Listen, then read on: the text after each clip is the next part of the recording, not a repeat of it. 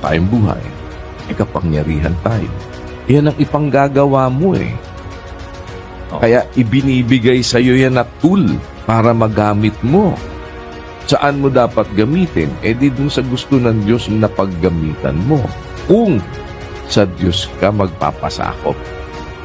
Sapagkat ang Diyos ang gumagawa maging sa pagnanasa at sa paggawa ayon sa kanyang mabuting kalooban.